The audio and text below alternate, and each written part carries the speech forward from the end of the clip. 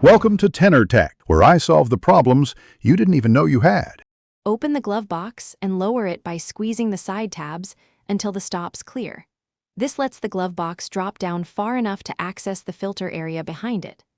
Look for a rectangular plastic cover, roughly 10x 8x 1 inches in size.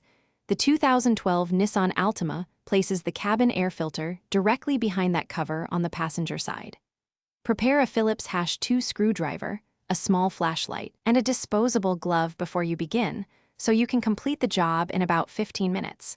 Unclip the plastic cover by pressing the 2 tabs and swinging it out toward you. Set the cover aside to avoid losing the small clips. Pull the old filter straight out, noting the airflow arrow and inspecting the filter for leaves, heavy dust, and black residue that indicate replacement is needed. Vacuum the filter housing with a crevice tool to remove loose debris, and wear disposable gloves to keep your hands clean and avoid transferring oils back onto the new filter. Insert the new filter with the airflow arrow pointing down and toward the cabin. Confirm the filter seats fully in the housing and the pleats run vertically.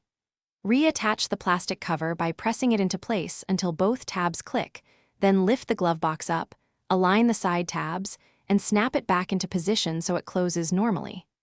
Reconnect the dampener arm, check that the glove box opens and closes smoothly, and verify the job time was about 15 minutes before disposing of the old filter responsibly.